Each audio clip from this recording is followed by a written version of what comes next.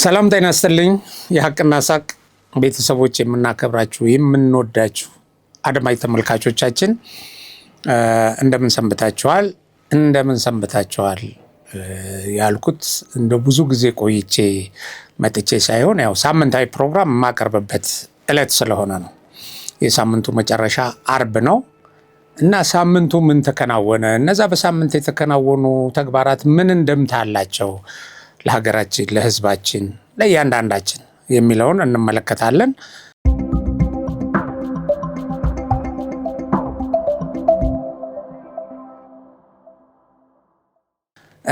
እንግዲህ እናንተ እንዳያችሁት ወይም የኢትዮጵያን ጉዳይ እንደተከታተላችሁት ሳምንቱ የስኬት ሳምንት ነበረ እና የስኬት ሳምንት ነበር። በወታደራዊው፣ በዲፕሎማሲው፣ በዚህ በገጽታ ግንባታው፣ በልማቱ በመሳሰለው እና ስኬታማ የሆኑ በጣም ብዙ ጉዳዮች የተከናወኑበት ነው፣ እናያቸዋለን። ነገር ግን ያው ሁልጊዜ ባለፈው ፕሮግራሜ ስለ ሰብዕና ጥቃት ወይም ስለ ካራክተር አሳሲኔሽን እንደገለጽኩላችሁ ይሄ የጥላቻ ፕሮፓጋንዳ የኔጌቲቭ የሆኑ መረጃዎችን ወይም ትክክለኛውን መረጃ በሌላ በማጠልሸት በማደብዘዝ የሚሰራ ኃይል እንዳናያቸው ያደርገናል። እንዳናያቸው አደረገን ማለት አጣጥመን ውስጣችን ስለ ሀገራችን ጥሩ ስሜት ይዘን ነገን ደግሞ በተስፋ እንዳንመለከት ያደርገናል።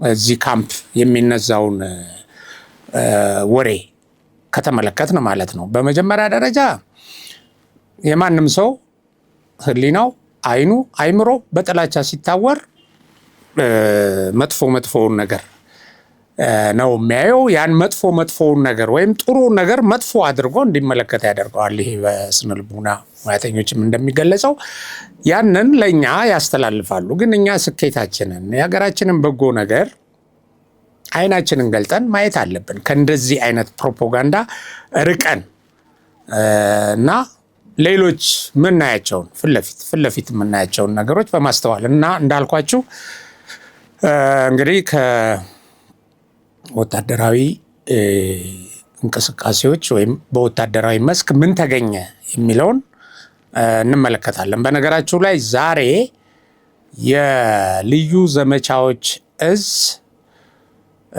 በዓሉን ያከብራል። የተመሰረተበትን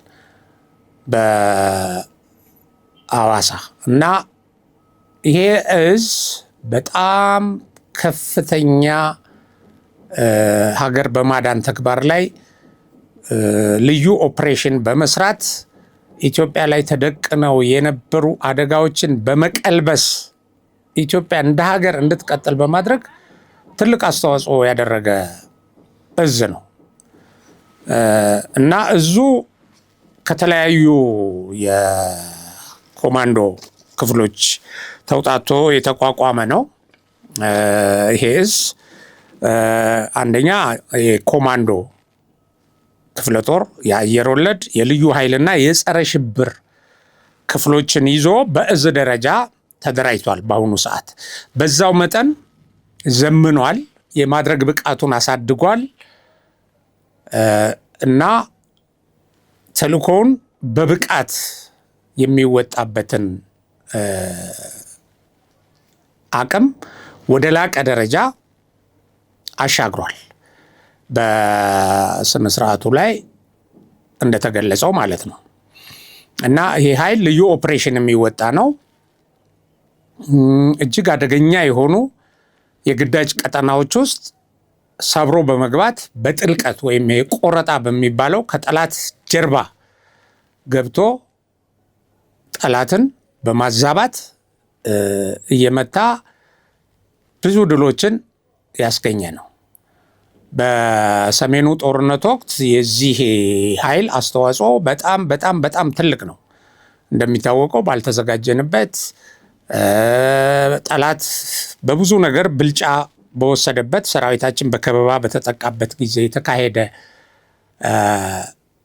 ጥቃት ስለነበር የተሰነዘረብን ያንን ፈጥነው ተንቀሳቅሰው በተለያዩ አቅጣጫዎች በደቡብ፣ በምዕራብ እና በመሃል በመግባት በጣም አስደናቂ እና አስገራሚ ጠላት ያልጠበቀው አይነት ምከታና በኋላም መልሶ ማጥቃት በማድረግ ከፍተኛ ድል ያደረገ ነው። ይሄ ኃይል አሁን በልዩ ስልጠና ለልዩ ኦፕሬሽን አቅሙን ገንብቶና አጠናክሮ ተዘጋጅቷል እና ቀጣዮቹ ኦፕሬሽኖች ከአየር ኃይል እና ከምድር ኃይሉ መደበኛ ውጊያ በተጨማሪ ይሄ ከጠላት ጀርባ ጠልቆ በመግባት ከአውሮፕላን በመውረድ በመሳሰለው ከፍተኛ ድል የሚያስመዘግብ ኃይል ነው። ይሄ በጸረ ሽብር ውጊያም በጣም ብዙ ተጋድሎዎች ያደረገ ክፍል ነው። አሁን ያንን ብቃቱን ወደ ላቀ ደረጃ አሳድጎ ለላቀ የተልእኮ አፈጻጸም ዝግጁ መሆኑ ነው የተገለጸው። ይሄንን በኢንፎርሜሽን ደረጃ ከያዝን ሳምንታዊ ስኬቶቻችን ምንድን ናቸው ብለን ስንጠይቅ የመጀመሪያው ነገር ወታደራዊ ስኬቶቻችንን እንመልከት። አሁን በዚህ ወታደራዊ ድሎች ወይም ስኬቶች ብዬ ስገልጽላችሁ ይሄን ያህል ጠላት ተማረከ፣ ይሄን ያህል ተደመሰሰ፣ ይሄን ያህል እጁን ሰጠ ወደሚል ዝርዝር ሳይሆን የምገባው አጠቃላይ የወገን ኃይል ለቀጣይ የተልእኮ ምዕራፎች የሚያበቁትን እንቅስቃሴዎች በማድረግና ይህም በማሳካት ደረጃ ያስመዘገበውን ውጤት ነው የምገልጽላችሁ። እንደምታስታውሱት ከዚህ በፊት የኢትዮጵያ መከላከያ በእኛ ይዞታ አልፎ ወደ ሌላ ወይም ወደ ሰሜን ወደ ቲፒኤልኤፍ ወደ ሻዕቢያ ይዞታዎች አያመራም፣ እዚህ እናስቀረዋለን እየተባለ ይፎከር ነበር። ይህን እናስታውሳለን። ነገር ግን ባለፈው ሳምንትና ከዛም ቀደም ብሎ በነበሩ የተወሰኑ ቀናት ሰራዊታችን አስፈላጊ የሆኑ ለመጀመሪያ የዝግጁነት እና ለቀጣይ ተልእኮ ሬዲ ሆኖ ቦታ ለመያዝ ሎጂስቲኩን፣ አስፈላጊ መሳሪያዎቹን ለማጓጓዝ የሚያበቁትን እንቅስቃሴዎች በስኬት አካሂዷል። ይሄ እዚህ ጋር እናቆመዋለን፣ በዚች ጋር እንዴት አድርጎ ያልፋታል የሚለውን ሰብሮ ማለት ነው። ኦኬ፣ አሁን የት ደረሰ የት ጋር ነው የሚለው ለወታደራዊ አዛዦች ወይም መሪዎች እንተወ። እሱን አሁን ብዙዎች እዛ ኤርትራ ድንበር ጋር ደርሶ ትግራይ መሀል ሆኖ እንደዚህ ሆኖ አንዳንዶቹም በቃ አሰብ እዚህ ምናምን ዛላምበሳ እንደዚህ በሚል ይገልጹታል። ይሄ የተለያዩ ምስሎች እየቀረቡ ይሄው እዚህ ደርሷል፣ ቀጣይ ውጊያው በቃ አሁን ጥይት ለመተኮስ ትንሽ ነው የቀረው የመሳሰለው ምንልበት አለ። ይሄንን ከወታደራዊ እውቀት ውጪ ሆነን መተንተኑ ተገቢ አይደለም። አንዳንዶቹ ለሰራዊታችን ድል አድራጊነት ድሉ ፈጥኖ እንዲመጣ ካላቸው ስሜት የመነጨ ነው፣ ግልጽ ነው አንዳንዶቹ። ሌሎቹ ደግሞ ሰራዊቱን ጦረኛ አድርጎ እንደዚህ አድርገው ለመግለጽ የሚያቀርቡት ነው። እነዚህ ኃይሎች እንዴት አድርገው ነው የሚያቀርቡት? ተከበበ፣ በአራት አቅጣጫ በአምስት አቅጣጫ አይወጣም፣ እንደዚህ ያደረገ፣ ከዚህ ቲፒኤልኤፍ ከበበው፣ ከሱዳን በኩል የሱዳን ያለው የቲፒኤልኤፍ ኃይል፣ በዚህ በኩል ፋኖ፣ በዛ በኩል ሻዕቢያ፣ እንደዚህ እያሉ የሚተነትኑ አሉ። በመሰረቱ የኢትዮጵያን ሰራዊት የመክበብ አቅም ያለው ጠላት የለም። በአሁኑ ሰዓት በአካባቢው በዚህ በሚገለጸው የሰሜን አካባቢ ላይ የመክበብ አቅም ያለው ኃይል የለም። አሁን ቀደም ሲል እነዚህ በደሳለኝና በመሰለኝ ወታደራዊ ትንታኔ የሚሰጡ ኃይሎች እና በሟርት በጥላቻ የሚሰጡ ከዚህ ከመጣ አንተ ከኋላ ትዘጋለህ፣ ይሄኛው ከፊት ይዘዋል፣ በቃ ያልቅለታል እያሉ ነበረ ሲገልጹ የነበረው። የመጀመሪያው ጉዞውን ትገታለህ ነው፣ በቃ ታስቀረዋለህ። አሁን ሰራዊታችን የሚያስፈልጉትን ትጥቆችና የሎጂስቲክ አቅሞቹን ይዞና በመጀመሪያው ምዕራፍ መንቀሳቀስ ያለበትን የሰው ኃይል አንቀሳቅሶ አመቺ የሚሆንና ለሁለተኛው ለቀጣዩ ምዕራፍ ተልእኮ ዝግጁ የሚያደርገውን ስትራቴጂክ ቁልፍ መሬቶች ይዟል። በአሁኑ ሰዓት ይሄን ነው ማለት የሚቻለው። የናቸው እነዚህ ምንም፣ ግን ወደ እነዚህ ስፍራዎች ሲያመራ በዚህ እናስቀረዋለን፣ እንቆርጠዋለን፣ አይወጣትም በሚለው ኃይል ቀጠና ውስጥ ተንቀሳቅሶ ነው ይህንን ያደረገው። ወደዚህ ሰራዊት የዚህን ሰራዊት እንቅስቃሴ ለመክታት ከመንገዱ ለማቆም ለማደናቀፍ ሙከራ እንዳይደረግ አስፈላጊው ዝግጅት ተደርጎ ይሄ የሚፎክረው የሚሸልለው የሚያቅራራው እንዳይጠጋው ተደርጎ ነው የተንቀሳቀሰው። ወይራስ ይሄ ኃይል ምን አደረገ? ቀጥታ የዚህን ሰራዊት ጉዞ ፊት ለፊት ሄዶ ለመክታት ቢሞክር መጥፊያው መሆኑን ሲያረጋግጥ መንደር ወደ ማቃጠልና ወደ መሞቅ ነው ሄደው መንደሩን። ከዛው ከመንደሩም እየወጣ ግማሹ እኮ ከዛ ከቤቱ እየወጣ ነው መንደር ላይ እሳት የሚለኩሰው። እና የተወሰነው ከተለያየ ቦታ ተጠርቶ ይሄንን ነገር በማድረግ ሰራዊቱን ወደ እንደዚህ አይነት ነገር ለመሳብ ከጉዞ ለመክታት እንደዚህ አይነት ሙከራ አድርጓል። ይሄ በጣም የሚያሳዝን ተግባር ነው። ነፃ ወጣለሁ የምትለውን ህዝብ ወደ መግደል፣ ቤቱን ወደ ማቃጠል፣ ንብረቱን ወደ መዝረፍ መሄድ ምን አይነት ወታደራዊ ድል ለማግኘት ነው? ምንድን ነው ቀጣይ ይሄ ምን ያመጣል፣ ምን ያስገኛል ብሎ መገምገም በጣም ያስፈልጋል። ግን አይደለም፣ መነሻው እዛ ጋ አቅም የለውም። ይሄንን ግዙፍ ኃይል የማቆም አቅም የለውም። በቃ በፊትም ይሄ የታወቀ ነው። ይሄን የኢትዮጵያ መከላከያ ያውቃል። እና እዚህ ጋር እንቆርጠዋለን፣ ከጀርባው እንታዘላለን ምናምን ሲሉት ብዙዎቹ ይስቃሉ። እንኳን ለዛ ለወታደራዊ አመራሩ አክቲቭ የሆኑና ቅርብ የሆኑ ሰዎች ይቅሩና እኛ መከላከያን በቅርበት የምናውቀው እና ለወታደራዊ እውቀት ትንሽ ከነመሰለኝና ደሳለኝ የተለየ እውቀት ያለን ያስገርመናል። የኢትዮጵያን ግዙፍ ሰራዊት በዚህ ሰልፍ እዚህ ጋር ቆመዋለሁ ምናምን አልቆመም። ኦኬ። ስለዚህ ቀጣይ ተልእኮውን ሊፈጽም የሚያስችለውን የመጀመሪያ ምዕራፍ በስኬት አጠናቋል። ኦኬ። ይሄንን ባጠናቀቀበት ጊዜ ብዙ ጫጫታ ተፈጥሯል። ብዙ ሽሽትም ተካሂዷል። ለምሳሌ የሻዕቢያ ኃይል ተንቤን አካባቢ ምሽግ መቆፈር ጀምሮ ነበረ ገብቶ 2 ክፍለ ሰራዊት የቲፒኤልኤፍ ልብስ አልብሶ ከቲፒኤልኤፍ ጋር ጽምዶ ሰርቶ ቦታ ይዞ ነበር። ይሄን ነው የውጭ ጉዳይ ሚኒስትር መግለጫ ሲሰጥ በእነዚህ ተጨባጭ ነገሮች ላይ ተመስርቶ ነው። አሁን ያ ኃይል ሸሽቶ፣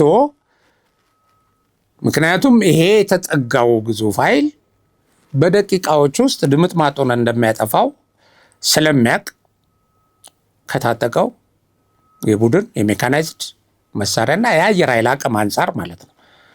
ስለዚህ ወደ ሽሬ ሽራሮ አካባቢ አፈግፍጎ እዛ አካባቢ እንደገና ቦታ ይዟል።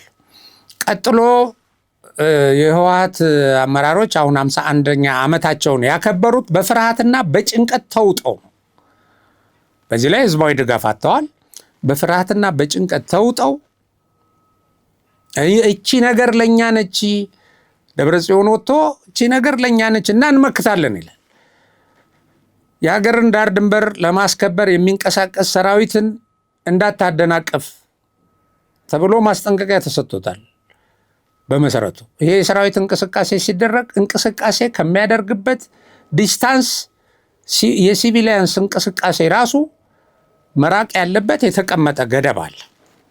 አሁን ይሄን ሰራዊት ስትተነኩስ ያው ፍጻሜን ነው የምታቃርበው።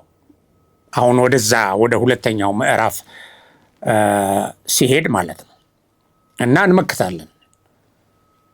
ከዚህ በፊት የፌዴራል ሰራዊት ድንበር ማስከበር አለበት፣ ድንበራችንን ሻዕቢያ ጥሷል፣ በፕሪቶሪያው ስምምነት መሰረት የፌዴራል ሰራዊቱ ነው ማስከበር ያለበት እኮ ሲባል ይሄንን በጣም አብዝቶ ይጮህ የነበረው ቲፒኤልኤፍ ነው። አሁን ህልውናዬን አጥፍቶ ነው የሚያልፈኝ፣ ሻዕቢያ በዚህ በኩል ከተደመሰሰ አንድ መውጫዬ ትዘጋብኛለች በሚል ፍርሃት አሁን ወጥቶ እየጮኸ ነው። እዛ ክልሉን እንዲያስተዳድር ከመንግስት ከፌዴራል መንግስት ኃላፊነት የተሰጠው ታደሰ ወረደም እኛ ሰላምን እንፈልጋለን ማለት አንከላከልም ማለት አይደለም ብሎ ይሄንን የሰራዊት እንቅስቃሴ ሊያደናቅፍ እንደሚሞክር ፍንጭ ሰጥቷል። ለነገሩ ከአቅማቸው በላይ ነው።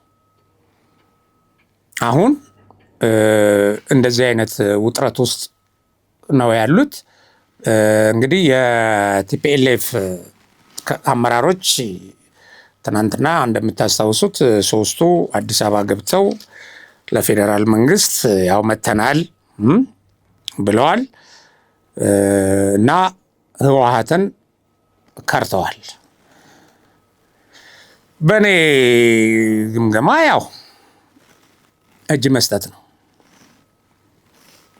ትርጉሙ የተለያየ እንትን ስያሜ ሊሰጡት ይችላሉ። ለማንኛውም ከቲፒኤልኤፍ ወጥተዋል። አሁን ከቲፒኤልኤፍ የወጡት አመራሮች ቁጥር ወደ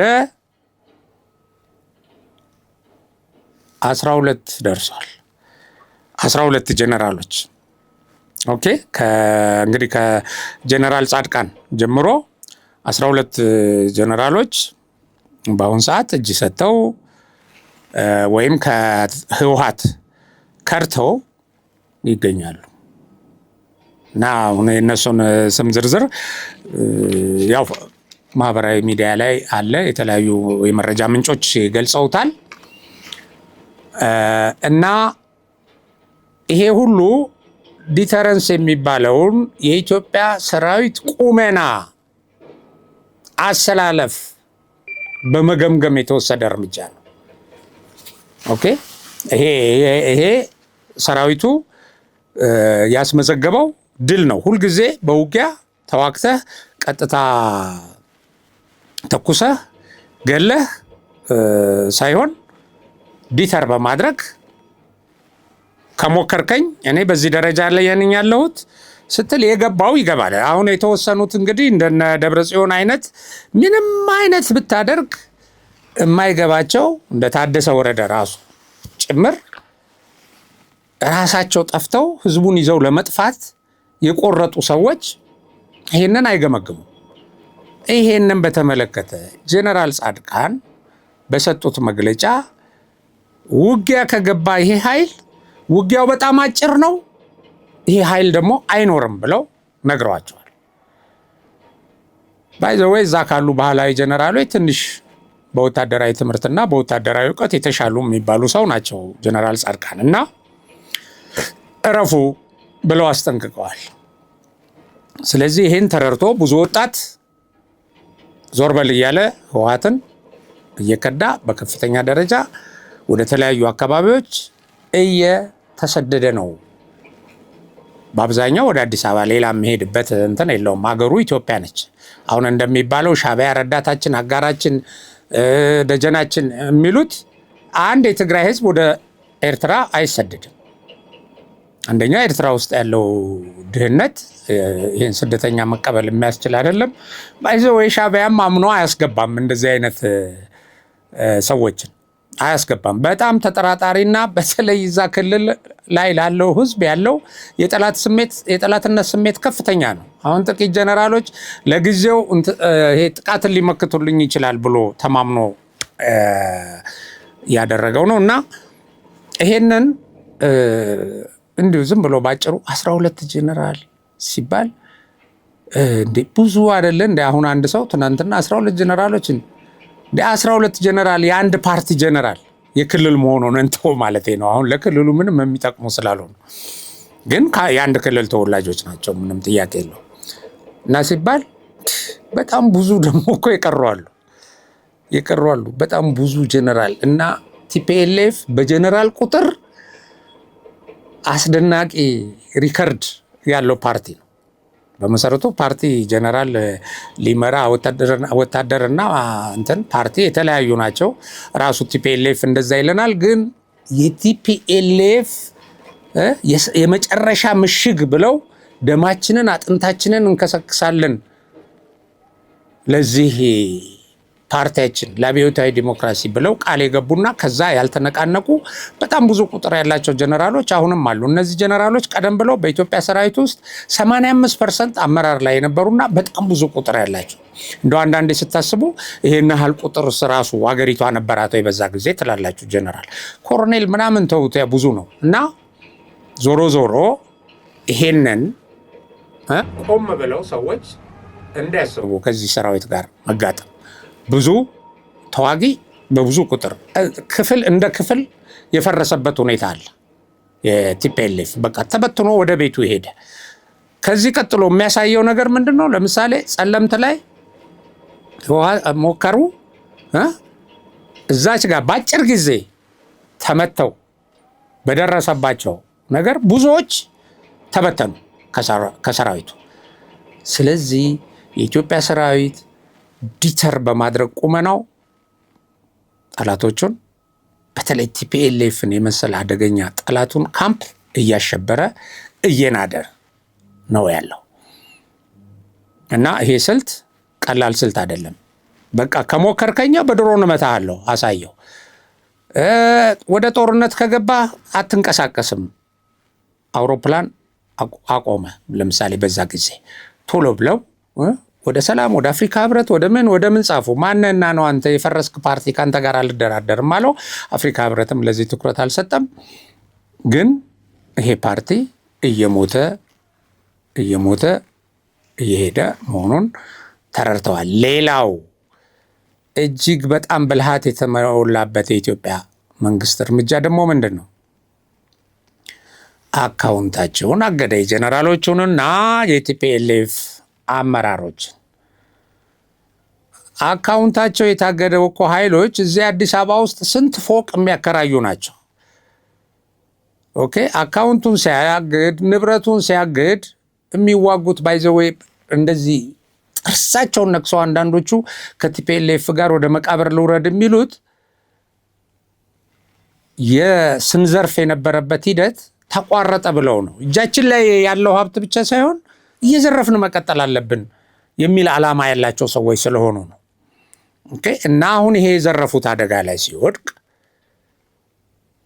ወደ ሰላም መምጣት አለባቸው ወይም ከቲፒኤልኤፍ መውጣት አለባቸው። ከዚህ ካደገኛ ህገ መንግስታዊ ስርዓቱን በኃይል ጥላለሁ ብሎ ከሚንቀሳቀስ የፕሪቶሪያን ስምምነት እያፈረሰ ካለ ተፈናቃዮችን አግቶ ለህልውናው መጠባበቂያ ወይም መጠቀሚያ ከሚያደርግ ኃይል ሲወጡ ይሄ ንብረቴ አካውንቴ ሊመጣ ይችል ይሆናል የሚል ተስፋ እንዲያሳደር ማድረግ አለብህ። አለበለዚያ እዛ የሞትክ ንብረትህንም አተህ ለልጆች ምንም ሳታደርግ ያ ስንት ዓመት ያካበትከው በምንም መንገድ ይሁን። ስለዚህ እንዲህ አይነት ጥበብ የተሞላበት እርምጃዎች እቺን ቲፒኤልኤፍ የምትባል ቁራሽ የቀረች አሁን የደብረ ጽዮንና የሞንጆሪኖ እና 9 ሰዎች ከዛ ውስጥ አሉ። እነዚህን እያዳከመ ከጎናቸው ያለውን ደጋፊ እየናደ የመጣበት ሁኔታ ስላለ ይሄ ለኢትዮጵያ ድል ነው። ለመንግስት አይደለም፣ ለኢትዮጵያ ነው። ምክንያቱም ኢትዮጵያን የሚያጠፋ ድርጅት ነው ይሄ። እንግዲህ ሌላው ከዚሁ ሳንወጣ አሁን ምን አይነት አቋም ተይዟል? በጠላት አካባቢ ሻዕቢያና ህወሓት በፋኖ ላይ የነበራቸው መተማመንና ተስፋ ተናግቷል። ኦኬ ያቆምልናል ያሉት አላቆመም። ገና እኮ የሄደው ኃይል የተወሰነ ወረዳዎችን፣ ወታደራዊ ቤዞችን የሚያመቻች ነው እና የኢትዮጵያ መንግስት ወደ ውጊያ መግባት አለብኝ ካለ እና ከቆረጠ ብዙ ኃይል ሲያንቀሳቀስ ያው ያን ጊዜ ደግሞ የበለጠ ነው የሚሆነው እና አላዳነንም ምንድን ነው ይሄ ኃይል የሚል አቋም ይዘዋል። ይሄ ኃይል ደግሞ እነዚህን ለመማረክ አብረን እንስራ ባካችሁን፣ መሳሪያችሁን ይሄን አታቋርጡ ለማለት ሲል ሲያደርግ የነበረው መፍጨርጨር ምንም በኢትዮጵያ ሰራዊት ላይ የተጨበጠ ነገር እንደማያመጣ አሳይቷል። ስለዚህ አንደኛው ይሄ ነው። ሌላው እንግዲህ ከበባ ምናምን ሰራዊቱ ምናምን የምትለው አይከበብም። አሁን እንደውም እየከበበ ነው። እኔ ልንገርህ፣ ለምሳሌ አሁን አልፎ የሄደው ይሄ በአማራ ጽንፈኛ ይዞታ ውስጥ አቋርጦ ሄዶ የያዘው ኃይል ከኋላ ይህን ኃይል ይከባል። ከፊት ለፊት ደግሞ ሌላ ኃይል አለ። እዛ ጋር የገባው ኃይል ከጠላት ጋር የምታደርገውን ትስስር ይቆርጣል። ይሄንን ልንገርህ፣ በቃ ይቆርጣል። እንዳይተሳሰሩ፣ መሳሪያ እንዳይቀባበሉ የመሳሰለውን ማድረግ ይችላል። ከበብ ነው የምትለው በተቃራኒው የከበበበት ቁመና ላይ ነው ያለው። ይሄ ደግሞ ይቀጥላል። ይሄ ወደሚቀጥለው ምዕራፍ ሲሸጋገር ደግሞ ቲፒኤልኤፍንም ከፊትና ከኋላ እጁን ለሰላም እንዲሰጥ ያደርጋል። ካልሆነ ይደመሰሳል። ሻዕቢያንም የመጨረሻ ጉሮሮውን ለማነቅ እድል ይፈጥራል። በዚህ ላይ እንግዲህ የኢትዮጵያ ኃይል እንደምታውቀው አየር ኃይል በጣም ጠንካራ አየር ኃይል አለው። የቆፈርካት ምሽግ ላይ አምጥቶ የሚያስቀምጥልህ በጣም ዘመናዊ ድሮን የታጠቀ ኃይል ነው እና ይሄ ነው ወታደራዊ ቁመናችን በዚህ ደረጃ ላይ ይገኛል። ወደ ሁለተኛው እንመለስና ሁለተኛው እስቲ አሁን የኤርዶጋንን ጉብኝት እንመልከት። ኤርዶጋን ለጉብኝት ሲመጡ እንደመጡ የአፍሪካ ቀንድ የጦርነት አውድማ መሆን የለበትም ብለው አብይ ላይ፣ ብልጽግና ላይ፣ የኢትዮጵያ መንግስት ላይ ውሃ ቸለሱበት፣ ዲፕሎማሲያዊ ጥፊ ያቀመሱት ተብሎ ተተንትኗል። በጣም ነው የሚገርመው። የኤርዶጋን ፍላጎት አሁን ከዛ በኋላ ከጉብኝቱ በኋላ ያው ይፋ እንደሆነውና ከንግግራቸው ውስጥና አሁን ቀጥሎ ወደ ኢትዮጵያ ለመምጣት እንደገና ቅድ ከያዙት አካል አንጻር ስታየው ዩኤኢ ጋር ለማድረግ አስበውት ከነበረው ውይይት አንጻርና ዩኤኢ በሆነ ምክንያት ውይይቱ እንዲስተጓጎል ያደረገችበትን ነገር ስታይ የኤርዶጋን ዋነኛ ጉዳይ ከኢትዮጵያ ጋር የሚፈጽሙት የኢኮኖሚ ስምምነት የመሳሰለው እንዳለ ሆኖ የሶማሊያ ጉዳይ ነው።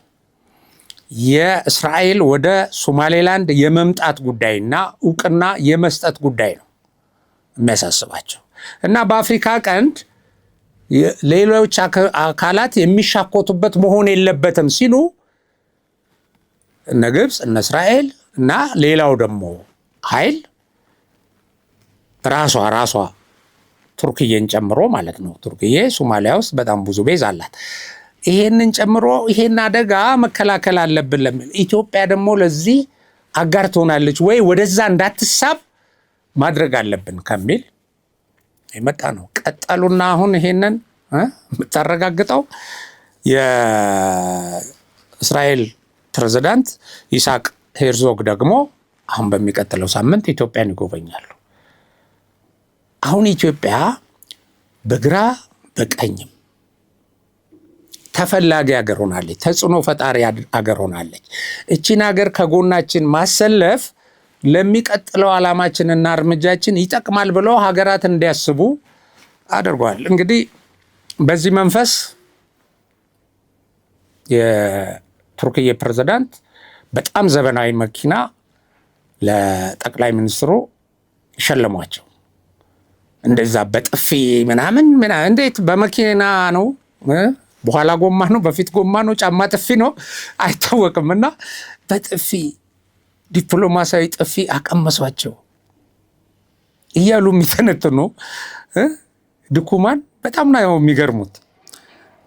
ስለዚህ የእሳቸው ቆይታ የተሳካ ነበረ። ከኢትዮጵያ ጋር ቀጣይ የኢኮኖሚ ትስስራቸውን ወደ ላቀ ደረጃ ለማሸጋገር ተነጋግረዋል።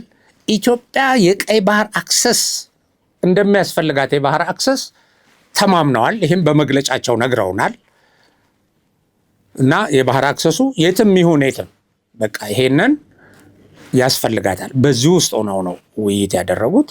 ኢትዮጵያ ከምስራቅም ከምዕራብም ከአረቡ ዓለምም ከሌላውም ከእስያም ከአውሮፓም ከአሜሪካም ከአረቡ ዓለም የሚመጣውን ኃይል ትቀበላለች። ይሄ ኃይል ኢትዮጵያ እዚህ ጋር በጣም ወሳኝ መሆኗን የሚያምኑ ናቸው። ይሄ በየጊዜው እየመጡ ከኢትዮጵያ ጋር ወታደራዊ ስምምነት የሚፈራረሙት ወሳኝነቷን ስለሚያስቡ ጂኦፖለቲክስ የበላይነት ማለት ነው ይሄ። ስለዚህ ኢትዮጵያ ይሄንን እንዳመጣጡ ታያለች። ካርዷን ደግሞ እንዳስፈላጊነቱ ትጠቀማለች። ያ ተፈላጊነቷ ግን እንደምታየው ነው። ይሄ ኩስመና ሳይሆን መግነን ነው። በጣም በከፍተኛ ደረጃ ደጋግመን ከዚህ በፊት እንደተመለከት ነው። እና ይሄ ለኢትዮጵያ ድል ነው። እና እንደው እግረ መንገዴን በዚህ ጉብኝት ወቅት የታየ ነገር ነበረ። አዲስ አበባ የኤርዶጋንን ኮንቮይ ይሄ መኪና እጀባ ይሄ ፕሬዝዳንታዊ አቀባበል እና እንቅስቃሴ በአዲስ አበባ ውስጥ የተደረገበት ቪዲዮ በሚገርም ሁኔታ ከፍተኛ ተመልካች አግኝቷል። የት ነው ይሄ አካባቢ እያሉ ኮሜንት ያደረጉበት ማለት ነው። እና ይሄ አዲስ አበባ ቫይራል ሆናለች። ከዚህ በአይሾው ስፒድ ላይ እንደታየው በተለያዩ የአፍሪካ ህብረት ጉባኤ ላይ እንደታየው አሁን በከፍተኛ ደረጃ ይሄ የኤርዶጋን ጉብኝት አስደናቂ ሁኔታ ፈጥሯል እና በኤክስ ትዊተር ላይ ከፍተኛ እይታ እንዳገኘ ተዘግቧል። አዲስ አበባ ኢዝ ትሬንዲንግ አጌን ብሎ የኮንፍሊክት ዞን መረጃ እንዳሳየው ገብታችሁ ልታዩ ትችላላችሁ። 5.1 ሚሊዮን ሰው ተከታትሎታል ይሄንን የኤርዶጋንን ጉብኝት። ኮሜንቱ በጣም የሚገርም ነው። የት ነው ይሄ? እንደዚህ ነች ወይ አዲስ አበባ እያሉ ከስር እየገቡ በጣም ብዙ ተመልካቾች በጻፉት ኮሜንት የአዲስ አበባን ሰፋፊ አስፋልት መንገዶች፣ ዘመናዊ ህንፃዎች እና ውበቶች ይሄ መናፈሻውን ዛፎቹን በጣም እያደነቁ አስተያየት ሰጥተዋል። እና ይሄ አዲስ አበባ በጣም ዓለም አቀፍ ትኩረት እየሳበች መሆኗን ያሳያልና አየህ ያ ብልጭልጭ የምትለው እንዴት አድርጎ የዓለምን ቀልብ እንደሳበ እንዴት አድናቆትን እንዳገኘ እና ቱሪዝም እንደዚህ ነው የሚመጣው። ያ እነ ግብፅ ሲፈሩ የነበረው የኢትዮጵያ ወደ ላቀ ደረጃ ማደግ ትበልጠኛለች፣ በዚህ ከፍታ ትወጣለች የሚለው ነገር እውን እየሆነ ነው እና ይሄን እግረ መንገዴ ነው የምገልጽላችሁ። ሌላው እንግዲህ ይሄ ሁኔታ በተካሄደበት እንደው እንግዳቸውን ሸኙ እንደ በሚባልበት ቅጽበት ጠቅላይ ሚኒስትሩ ወለጋ ላይ ተከሰቱ። አይታችኋል። ወለጋ ላይ ሲከሰቱ የህዝብ ጎርፍ ወጥቶ ምን አይነት አቀባበል እንዳደረገላቸው አይታችኋል።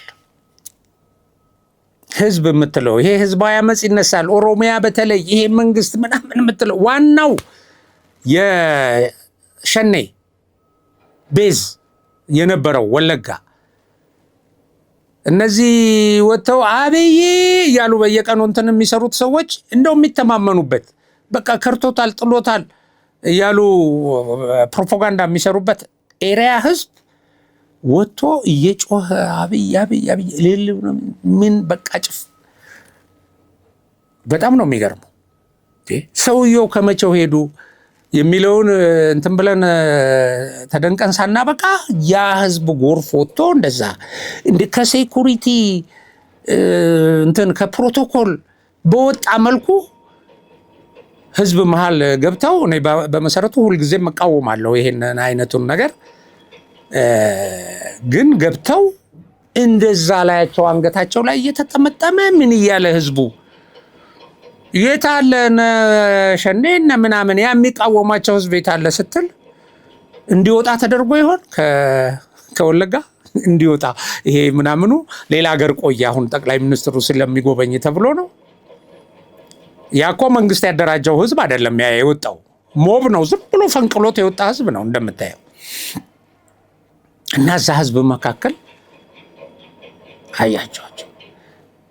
በነገራችሁ ላይ እኔ አብይ አህመድን በጣም የሚገርመኝ የሚሰሩት ታክቲክ አለ ለጠላቶቻቸው ወይ እነዚህ ኔጌቲቭ ለሚሏቸው አካላት መልስ የሚሰጡበት መንገድ በጣም የረቀቀ ነው። በጣም እንደዛ ነው የሚለው ባይዘው በዚህ በስነ ልቦና በዚህ በካራክተር አሳሲኔሽን ዘመቻ ላይ እንደዛ ዘመቻ ከተካሄደብህ መልስ አትስጥ፣ ዝም ብለህ ስራህን ስራ ነው የሚለው። ዝም ብለህ ስራህን ስራ። አንደኛ ዝም ብለው ስራቸውን ይሰራሉ። ሁለተኛ ሄደው ከህዝብ ጋር ሆነው ያሳያሉ። ይሄውና ህዝቤ ለእኔ ያለውን እናንተ ዝም ብላችሁ ነው የምትጮሁት ይላሉ። ከዛ በኋላ ደግሞ ሄደው በጣም አደገኝነታቸው ኳስ ይጫወታሉ። መረብ ኳስ ሲጫወቱ ነበር እና መረብ ኳስ ላይ ስማሽ ሁሉ ሲቀብሩ ነበረ። ምንድነው ይሄ ደፈቃ? በስማ በዛ ደፈቃ እኮ እነማንን እንደደፈቁ በጣም ነው የሚገርመው። በቃ ይሄ ነው ይሄ አንጀታቸውን የሚያደርጋቸው ኃይል ያለ ሳይክል ይነዳሉ። ግን እሳቸው ሄደው እንደዚህ አይነት ቦታ ትንሽ አረንዶ ለሰዎቹ ማስቡላቸው በጣም በጣም ጨጓራቸውን እያቃጠሉ ጪሱ በአሁኑ በየሚዲያው ላይ እየታየ ነው። ምላሽ ይሄ ነው። ይኸውልህ ዲፕሎማሲያዊ ወይም ይሄ የፕሮፓጋንዳ ጥፊ የሚባለው ይሄ ነው። ጫማ ጥፊ ነው። እዛ በስማሽ ሲመታ አንተን ነው የሚያሸማቅቅ። እዚህ ነኝ እኔ በህዝቤ ውስጥ በነፃነት እንቀሳቀሳለሁ፣ ህዝቤ ይወደኛል፣ አምነዋለሁ፣ ያምነኛል፣ ያከብረኛል፣ ፍቅር አለው ብሎ እየነገረህ ነው። እዛ ኳስ ሲጫወት ሳይክል ሲነዳ የስንት ጠላት ቤዝ እንደገና ምርጫ አሁን ኦሮሚያም አማራም ክልል ሊካሄድ አይችልም። ምክንያቱም ሰላም የለም። ከአዲስ አበባ አንድ 10 ኪሎ ሜትር ከወጣ አለቀል። በተለይ ኦሮሚያ በተለይ አማራ እየተባለ የሚሰራውን ነገር አሳየህ እኮ ሄዶ ይሄ ህዝብ ነው ነገ የሚመርጠው። አንደኛ ይሄ በቃ የሚመርጡትን ሰዎች አሳዩህ። በቃ ይሄው እኔ ካርዴን ጨርሻለሁ ብሎ አሳየህ። ሁለተኛ ደግሞ ምርጫ ሊካሄድ ይችላል። እንኳን ምርጫ ማካሄድ አንድ የሀገር መሪ ብዙዎች በጠላትነት ማርክ ያደረጉት እነዚህ በሌላ መንገድ በምርጫ በምናምን እናሸንፋለን ብለው ተስፋ የማያደርጉ ኃይሎች እዛ ኳስ እየተጫወተ አሳየ ሄዱ። ከዛ በላይ እዛ የተሰሩ ልማቶችን ስንመለከት በጣም ነው የሚገርመው። በእውነት በጣም የሚገርም በጣም የሚያስደንቅ ልማት ነው። እንግዲህ አይታችኋል። ይሄ ልማት ደግሞ የተሰራው እኮ ይሄንን የሸኔ የሽብር እንቅስቃሴ በማስወገድ ወይም በመክታት ረገድ የህዝብ አደረጃጀት ተፈጥሮ የተወሰነ እንቅስቃሴ ከተደረገ ከጥቂት ዓመታት ወዲህ ነው ይሄ የተሰራው። አይገርማችሁም? የሰላምን ዋጋ አትረዱም? አሁን ይሄንን ስትመለከቱት በእውነት ወለጋን ያየ የሰላምን ዋጋ በከፍተኛ ደረጃ ሊረዳ ይገባዋል። ጠቅላይ ሚኒስትር አብይ ይሄንን ልማት እየጎበኘ ይሄን እያሳየ ይኸው ይሄን ሰርቻለሁ፣ ህዝቡ ይሄን ሰርቷል፣ ጥቂት ሰላም በማግኘቱ ምክንያት እያለ እያሳየ ህወሓት 51 የመከራ ዓመታትን የሚያስታውስበትን በዓል ያከብራል። በዓሉን ሲያከብር ለህዝብ ይሄን ሰርቻለሁ የሚለው ነገር እጁ ላይ የለም። 51 ዓመት ሆነ፣ ምን ሰራህለት አሁን ለዛ ህዝብ? ይሄው ይሄ ኃይል ከመጣ በ7 ዓመት ውስጥ ሰላም ባስገኘ በአጭር ዓመታት ውስጥ ይሄን ልማት ሰራ። ሻዕቢያ ምጽዋ ላይ ቁጭ ብሎ የኢትዮጵያን ባንዲራ የሚረግጥበትና የኢትዮጵያን መሪዎች የተረገጠ ስዕል እያየ ይስቃል። እዛ ሄዶ በቃ እንትን ያሽሟጥጣል። ይሄን እያየ ይሄን ሰርቼልሃለሁ የሚል የሚያስጎበኘው ልማት የለውም። ገብታችኋል? ስዕል እያሳየ ያ የእንትኖቹ አሽከሮቹ የሚያጨበጭቡለት ኢሳያስ ስዕል ይጎበኛል። በጣም ወራዳ። ይሄ እኮ ነውር ነው። የአንድ ሀገር ሰንደቅ ዓላማ እየረገጥክ እሱን አይተህ እሱን መጎብኘት ምን አለ ሌላ የውሃ ፕሮጀክት የሆነ ፋብሪካ ስዕል ብታይ የለም፣ ስለሌለ ነው። ኦኬ። ሌላ ደግሞ ጋጠወጥነቱን፣ ባለጌነቱን፣ ስድነቱን ደግሞ በይፋ እንደገና አሳየ። የኢትዮጵያ ጠላትነቱን ያው ምንም ከዚህ በፊት ከነበረው አለኝ አንዱ። አይ እኮ ሻዕቢያ ከዚህ በፊት ከነበረው ብልግናው እንደውም ቀንሷል እኮ አለኝ። እንዴት ስለው በፊት እኮ አህያ ላይ የብሔር ስም ይጽፍና እሱን እየነዳ ነው አለ የሚያሳየው። እንደ ሻ እያለ አንድ ቻበሎ የሚል ዘፈን ሁሉ አላቸው። እሱን ይዘፍናሉ አህያ። እና አሁን እነዛ በዚህ እንስሳ ሲምበል የተደረጉ በዚህ እንስሳ የተወከሉ ሰዎች ናቸው ለሻዕቢያ የሚያጨበጭቡለት። ብሔራቸውን እዛ ላይ እየጻፈ አሁን ባንዲራቸው ተረግጦም ያጨበጭቡለታል። መሪዎቻቸው ተረግጠውም ያጨበጭባሉ። እና ኃይለሥላሴ እና መንግስቱ ኃይለማርያም እና አብይ በዚህም ያጨበጭባሉ። መለስም ባይዘው ያለ እዛ ውስጥ ለዚህ ያበቃው እሱ አያውቅም እንደዚህ አይነት ሁለታ ኢሳያስ። ይሄንን የሚያጨበጭቡ ሰዎች ራሳቸውን እንዴት እንደገለጹ ታውቃላችሁ? ከዚህ በፊት አህያ ላይ የብሔር ስም እየጻፈ ይሳደብ ነበረ። ያን አክሴፕት ያደረጉ ሰዎች ናቸው። ባንዲራቸውን እየረገጠ ከዚህ በፊት የብሔር ስማቸውን የሚሰድባቸው ሰዎች ዛሬ ለሱ አሽከርነት ሲያድሩ ያ እንስሳ መወክለው እኔ ነኝ፣ ጋልበኝ፣ በቃ ይሄ ነው ትርጉሙ። ስለዚህ ልዩነቱ በዚህ ደረጃ ነው ያለው። እዚህ ልማት፣ እዛ ስድብ እና ጋጠወጥነት፣ እዚህ እድገት፣ እዛ በባዶ ሜዳ ሄዶ በዓል ካላከበርክልኝ ብሎ በግዳጅ የተወሰነ ሰው ምናምን አምጥቶ ፉከራ፣ ቀረርቶ፣ እዛ መንደር ፉከራ፣ እዚህ መንደር ስራ ብለን እናጠቃለው አይደል የዛሬውን ቪዲዮያችንን። እና የስኬት ሳምንት ነበር። የአፍሪካ ህብረትን በስኬት አጠናቀናል። እሱን ሁሉ ሳልገልጽ ነው ባይዘ ወይ ብዙ ናቸው ስኬቶቹ የአፍሪካ ህብረት እና የኢጣሊያ አፍሪካ ግንኙነትም በጋራ በተደረገበት ስብሰባ በስኬት ተጠናቋል። አዲስ አበባ ያለምንም የጸጥታ ችግር እነዚህን ትልልቅ በዓላት አክብራለች። እና እዛ ጉራ ፉከራ፣ እዚህ ስራ። ይሄ ነው ልዩነታችን ይሄ ነው። በቃ ያንን የዛን የባዶ ፉከራን እየወሰድክ ከበሮ መደለቅ ምናምን እና ደግሞ ለቅሶ እንደዚህ ነው። ሌላው እንደው ረስቸው ላልፈው የነበረው የዩኤኢ ሞተዋል የተባሉት የኢትዮጵያ ጠንካራ አጋር የሆኑት። በነገራችሁ ላይ ሶማሊያ ዩኤኢን ውጭልኝ ብላ ካስወጣች በኋላ ምን እንደገጠማት ታውቃላችሁ? ከፍተኛ የጸጥታ ወጪዋን የምትሸፍን ሀገር ዩኤኢ ነበረች። ጠቅላ ስትወጣ አሁን የጸጥታ ኃይሏን የምትከፍለው ደሞዝ አታለች ሶማሊያ። እና ሀገርህን የሚጎዳ ነገር ላይ በቃ ሞቱ እንደዚህ ሆኖ ምናምን ብሎ ሲጨፍሩ ነበረ። በጣም ይገርማል። ግን አሉ እሳቸው በዛን ሰዓት የኤርዶጋንን ያላስተናገዱት ይዞ የሚመጡት አጀንዳ ወይም ጉዳይ ሊመልሱት የማይችሉት እና ከአቋማቸው ስፔሻሊ የሶማሌላንድን ጉዳይ ማለት ነው። አሁን እንደዚህ ስለሆነ ያው ፕሮግራሙን እንትን ከማለት ያው በህመም ተብሎ ያው ዲስኮምፈርት ስለተሰማቸው ተብሎ ያ ነገር እንዲቀር መደረጉ ታወጀ። ያኔ ሞቱ ምናምን ተባለ። አሉ እኛም አለን፣ ሁሉም አለ።